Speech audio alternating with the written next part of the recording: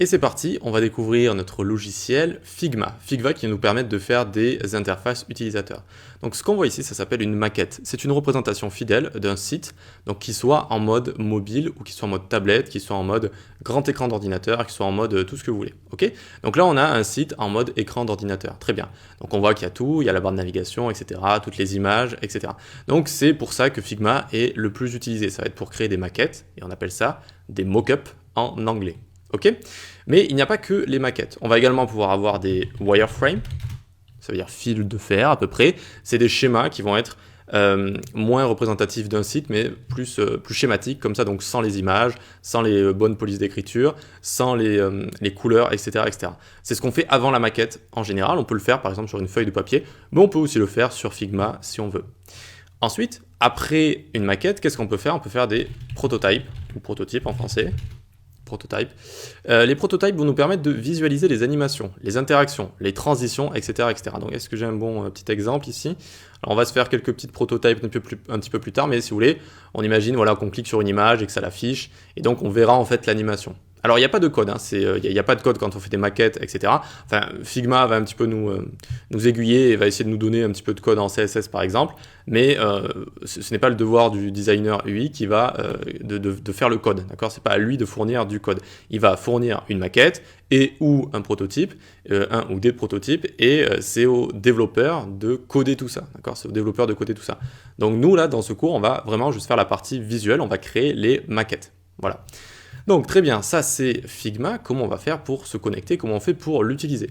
Eh bien, vous avez juste à taper Figma sur Google, hop, vous tombez dessus. Alors là, vu que je suis connecté, normalement ça va m'envoyer dans mes fichiers, voilà, c'est bien ce que je pensais.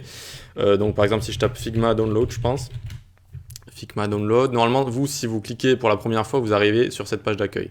Voilà, cette page d'accueil-là. Donc vous faites un compte en haut à droite, il suffit de mettre une adresse mail, un mot de passe, hein, et c'est gratuit, donc vous pouvez l'utiliser directement. Ça va vous ouvrir la version navigateur, comme ça. Parce que oui, on peut l'utiliser très facilement comme ça sur tous les navigateurs, ce qui est quand même très très intéressant. Vous avez juste à ouvrir votre navigateur et vous pouvez l'utiliser. Mais si vous avez envie de le download, donc de le télécharger, vous allez ici, hop, Downloads, et vous allez pouvoir le télécharger pour Mac ou pour Windows également. Ça peut être utile si vous voulez faire du design dans le train ou dans l'avion ou n'importe où dès que vous n'avez pas Internet. Ok? Donc voilà, ça peut être assez utile. Vous tapez Figma Download sur Google et vous tombez sur cette page. Voilà. Donc une fois que vous avez fait un compte, normalement vous arrivez ici, d'accord? Donc vous arrivez dans Recent, ici ça va être tous vos fichiers récents, et normalement il vous montre quelques fichiers de base de départ. Ok?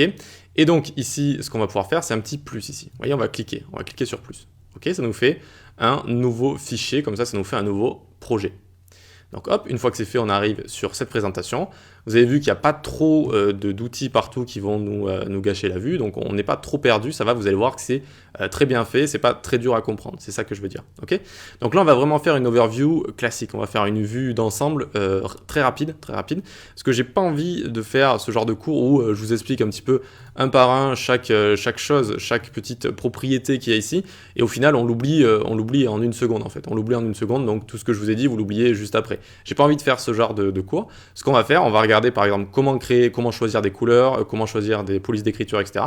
Et à chaque fois, on viendra sur Figma et on mettra en application ce qu'on aura vu en théorie. Voilà, je trouve ça plus intéressant. Mais quand même, je vais vous raconter un petit peu ce qui se passe ici pour commencer.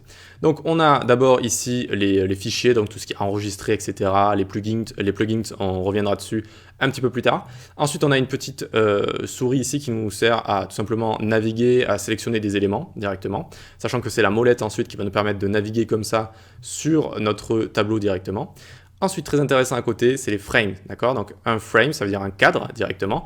Et quand j'ai cliqué dessus, vous voyez qu'à droite ici, on a en général tout ce qui est propriétés, caractéristiques des éléments qu'on a envie de créer. Et donc on a phone, tablette, desktop, on a watch comme les montres, paper, etc. Et donc on va pouvoir créer par exemple desktop ici avec les dimensions 1440 par 1024. On clique dessus et hop, ça nous a créé comme ça un tableau directement. En fait, ça va représenter une page. Et c'est dans cette page ici qu'on va mettre tout ce qui est texte, tout ce qui est image, tout ce qui est forme, etc.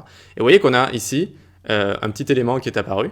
Et donc ici, ça va être notre timeline, si vous voulez, avec tous nos éléments. D'accord? Et si je mets un élément dans mon frame ici, regardez, hop, si je mets Hello World, tac, bon, ça l'a écrit un tout petit, je peux double-cliquer et augmenter la font size juste ici, tac.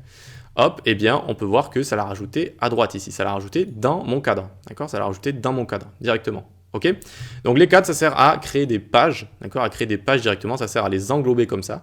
Ça a quelques caractéristiques spéciales, on y reviendra, et ça permet notamment de faire des prototypes aussi. Donc, une fois qu'on a vu ça très bien, donc ça c'est les frames juste ici, et ensuite on va avoir toutes les formes, donc rectangle, line, arrow, ellipse, polygone, etc. etc. D'accord? Donc j'ai juste à cliquer sur rectangle par exemple, je viens ici et hop, je crée un rectangle directement. Voilà.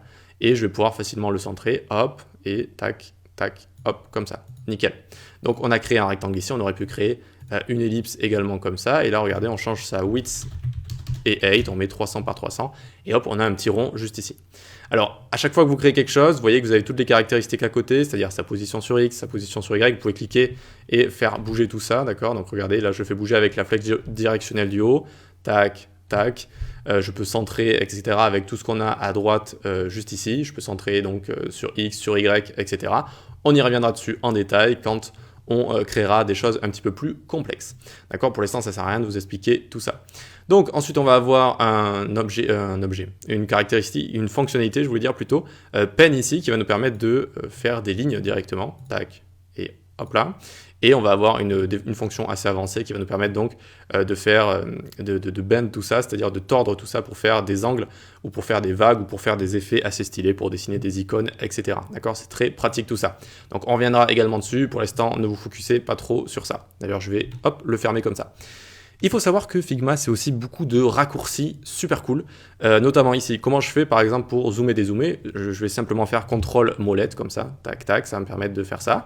Comment je fais pour naviguer là-dessus? Je clique avec la molette comme ça, vous voyez, et hop, je peux me déplacer directement, Ça, c'est très pratique, vous allez souvent le faire, vous allez souvent vous déplacer, zoomer, dézoomer comme ça, d'accord? Donc, habituez-vous à ce genre de petits raccourcis. Je vous conseille même de les écrire sur un petit bloc-notes, alors soit sur votre ordinateur, soit à côté, soit des petits post-it que vous mettez sous votre écran d'ordinateur pour utiliser les raccourcis que je vais vous montrer, parce que c'est vraiment très très sympa et il faut les utiliser quand on utilise Figma parce que voilà, ils sont vraiment bien faits et bien pensés. Donc ensuite, on vient à côté, on a le texte donc, que j'ai déjà utilisé ici, d'accord? Donc on peut, ici, j'ai cliqué sur T, si j'ai envie de réécrire du texte ailleurs, je peux également. Alors là, je ne vais pas réécrire ailleurs, je vais juste sélectionner mon texte ici, tac, directement. Donc j'ai mon Hello World, j'ai tout ce qui est couleur, voilà, si j'ai envie de changer la couleur, alignement, position, etc., etc., stroke, c'est-à-dire le contour, le box shadow, etc., etc. Ok?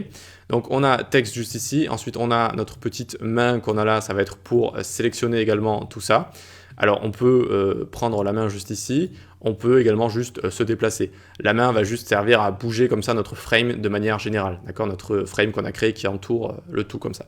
Et on a ici les petits commentaires, d'accord? On peut rajouter des commentaires, donc je veux une couleur plus foncée comme ça, d'accord? Tac, et je peux le poster directement.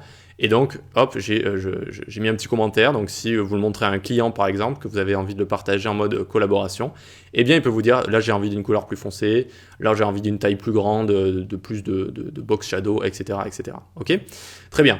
Ensuite, donc, on va avoir tout ce qui est des petits éléments ici qui vont nous permettre de créer des composants, de faire des masques, etc. On ne va pas rentrer en détail ici, on fera des vidéos qui sont complètement dédiées à tout ça. Donc pour l'instant, voilà, on ne va pas se prendre la tête, on ne va pas aller plus loin que ça. Ici, vous avez tous les outils, d'accord? C'est tous les outils que vous allez pouvoir utiliser. Et donc dès que vous allez créer quelque chose, que ce soit du texte, que ce soit une forme, etc., à droite, vous allez avoir leurs caractéristiques. Voilà, c'est tout, c'est tout. On entoure le tout d'un frame, c'est-à-dire d'un cadre, d'accord? Un cadre pour chaque page de notre site. On va pouvoir ensuite agrandir le cadre si on a envie de rajouter du contenu. On va pouvoir mettre plusieurs cadres les uns à côté des autres si on a envie de mettre plusieurs pages, de montrer toutes les pages les unes à la suite des autres. Ou alors on peut créer plusieurs pages ici également, d'accord? Si j'ai envie de créer d'autres pages, tac, j'arrive à page 2 ici et je vais pouvoir naviguer entre les pages directement. Voilà, ça va dépendre de nos préférences et de comment on aime bien travailler tout simplement. Voilà.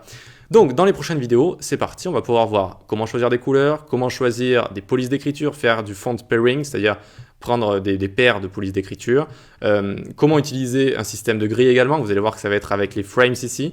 Ah oui, j'en ai pas parlé, mais on peut créer un système de grille en cliquant sur Layout Grid comme ça, vous voyez que ça nous a créé plein de petits pixels ici, ça les a entourés en rouge comme ça. Mais alors une grille comme ça, ce n'est pas très efficace, ça ne sert pas à grand chose. Par contre, ce qui sert à quelque chose, c'est quand on clique ici et qu'on va mettre style de grid columns, comme ça, columns, et vous voyez qu'on a tac, des colonnes directement qui apparaissent. Et en général, on utilise 12 colonnes comme ça. 12 colonnes parce que je vous avais dit que c'est facilement divisible. On va pouvoir facilement diviser 12 par 3, 4, 2, etc. Et donc, ça va nous permettre de venir bien placer nos éléments qu'il y a à l'intérieur. Je vais pouvoir les placer, par exemple, vous voyez qu'ici, hop, je pourrais faire ça, tac, et je lui ai fait prendre les 4 colonnes qu'il y a juste ici. Et à partir de là, on va pouvoir tout centrer, on va pouvoir tout placer, etc. Donc, on verra ça dans les prochaines vidéos et on mettra directement en application avec des petits exercices sympathiques. Allez, à tout de suite.